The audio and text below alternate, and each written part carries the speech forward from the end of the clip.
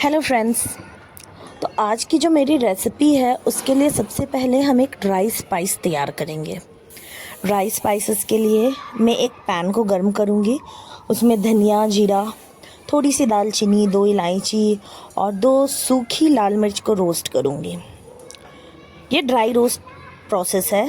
तो जब इसमें से अच्छी सी सुगंध आने लग जाए ना, तब फिर मैं इसमें आधे चम्मच के करीब इसमें सौंफ डाल दूँगी। सौंफ इस डिश की स्पेशलिटी है।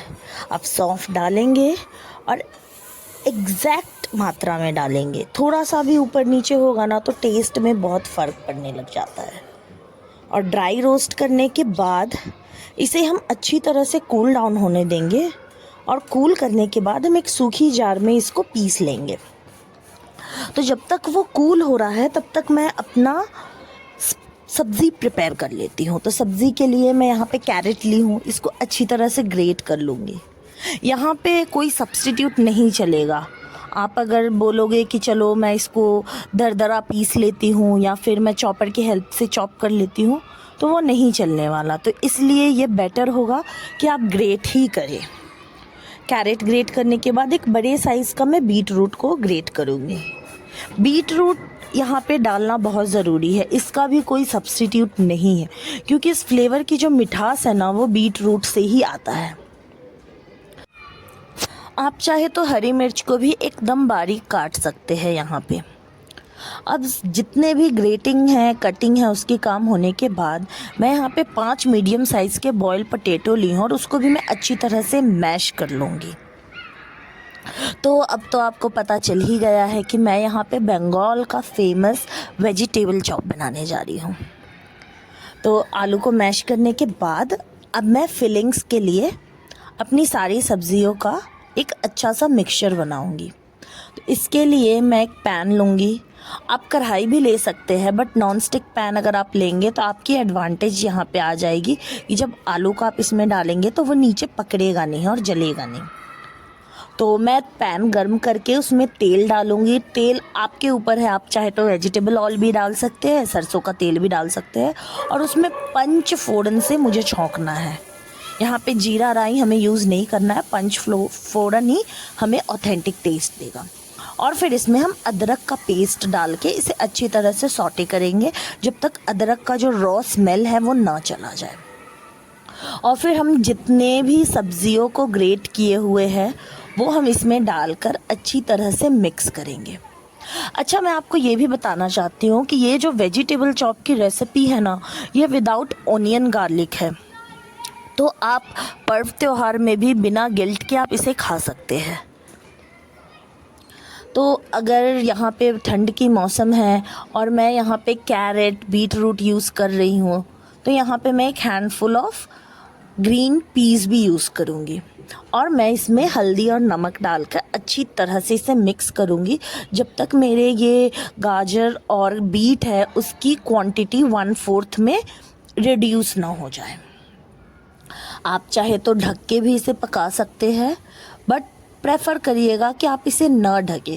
इससे क्या है, ढकने से उसकी कलर में थोड़ी इफ़ेक्ट पड़ेगी। और अगर आप नहीं ढकते हैं ना तो आपकी कलर एकदम उभरी उभरी आती है और वो देखने में बहुत अच्छा लगता है। तो जब तक ये बन रहा है तब तक आपकी जो मसाले आपने रोस्ट किए हैं वो ठंडा हो गया होगा, तो आप उसे ग्राइंड कर सकते हैं। तो ग्राइंड करिएगा तो मेक श्योर कि आपकी जो जार है वो एकदम सूखी होनी चाहिए। अगर सूखी नहीं रहेगी या फिर आपके मसाले जो है वो गर्म ही रहेगा तो उसमें मॉइस्चर आ जाती है। मॉइस्चर स्टीम के कारण हो या फिर जार के पानी के कारण हो, इसलिए सब कुछ एकदम ठंडा और ड्राई होना चाहिए। और पीसने के बाद आप जो ये मिक्सचर प्रिपेयर कर रहे हैं इसमें 2 चम्मच आप अपनी ड्राई पाउडर डाल सकते हैं, स्पाइसेस। ऐसे इसको बंगाली में बोलते हैं भाजा मौसला, क्योंकि इसे हम ड्राई रोस्ट किए हैं। तो इसको भाजा मतलब फ्राई करना होता है। और जब ये 1/4 रिड्यूस हो जाए आपकी फिलिंग, तब आप इसमें अपने मैश पोटैटोज़ डाल के अच्छी तरह से मिक्स करेंगे। मेक श्योर कि आपकी जो ये मिक्सचर है वो एकदम होमोजीनियस कंपोनेंट की तरह आपस में अच्छी तरह से घुल मिल जाना चाहिए। इससे क्या है ना कि जब आप वेजिटेबल चॉप का बाइट लोगे ना तो वो आपके माउथ में पूरी अच्छी तरह से मेल्ट हो जाएगा और इस सब्ज़ी का, स्पाइस का एक एक फ्लेवर आपके मुंह में जाएगा, तब आप इसे अच्छी तरह से एंजॉय करोगे। और इसे अच्छी तरह से हमें मिक्स करके इसे भी हमें पूरी अच्छी तरह से कूल डाउन होने देना है। उसके बाद ही आप इसको चॉप के शेप में डालकर फ्राई करोगे। और ऊपर से आप रोस्टेड पीनट्स भी ऐड कर सकते हैं, इससे भी उसकी टेस्ट में और इन्हांस हो जाएगी फ्लेवर्स। और अब आप गैस बंद करके इसे अच्छी तरह से कूल डाउन होने दें, क्योंकि ये कूल डाउन होगा तभी आप इसका चॉप का शेप दे सकते हो, अदरवाइज़ आपके हाथ जल सकती है। ये बहुत ही इजी प्रोसेस है वेजिटेबल चॉप बनाने का। आप अपने घर में ज़रूर से ज़रूर ये बनाएं एक बार इन सर्दियों में, और मैं गारंटी लेती हूँ कि आप इसके फ़ैन हो जाएंगे। तो जब तक ये कूल हो रहा है तब तक मैं यहाँ पे बनाऊँगी ब्रेड क्रम्स। तो ब्रेड क्रम्स मैं मार्केट से ना लाके मैं जो रेगुलर ब्रेड होता है उसी को अपने मिक्सर ग्राइंडर में ग्राइंड कर लूँगी। इस स्टेज में भी मेरी मिक्सर ग्राइंडर है वो ड्राई होनी चाहिए, ये गीली नहीं होनी चाहिए, नहीं तो हमारे क्रम्स जो होंगे ना वो खिले खिले ऐसे पाउडर में नहीं होंगे। और इसे मैं ओपन प्लेट में ट्रांसफ़र कर लूँगी या ट्रे में ट्रांसफ़र कर लूँगी। और ब्रेड क्रम्स के बाद अब मैं कोटिंग के लिए बनाऊंगी एक कॉर्नफ्लोर स्लरी। तो उसके लिए मैं पानी लूँगी और उसमें कॉर्नफ्लोर का एक अच्छा खासा क्वांटिटी लूँगी, 2 चम्मच के अकॉर्डिंग, और उसको अच्छी तरह से मिक्स करूँगी। मेक श्योर कि आपकी जो स्लरी है ना वो वाटरी होनी चाहिए, क्योंकि ये अगर गाढ़ी होगी ना तो आपके वेजिटेबल चॉप के ऊपर एक स्लरी का ही लेयर क्रस्ट बन जाएगा जो इसके टेस्ट को बिगाड़ सकता है। इसलिए वाटरी स्लरी ही रहना चाहिए। उसके बाद आप इसको चॉप का शेप दे। अब ये आपके ऊपर डिपेंड है, मैं यहाँ पे कॉनिकल शेप दे रही हूँ, सिलेंड्रिकल शेप दे रही हूँ। आप चाहे तो इसको गोल शेप भी दे सकते हैं। उसके बाद स्लरी में डुबो के इसके ऊपर मैं ब्रेड क्रम्स की कोटिंग करूँगी और ये प्रोसेस मैं 2 बार रिपीट करूँगी।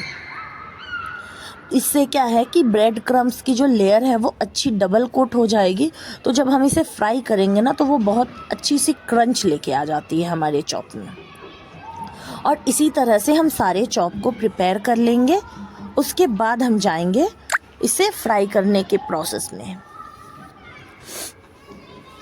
तो फ्राई करने के लिए मैं एक कढ़ाई लूँगी, उसे गर्म करने के बाद इसमें मैं तेल डालूँगी।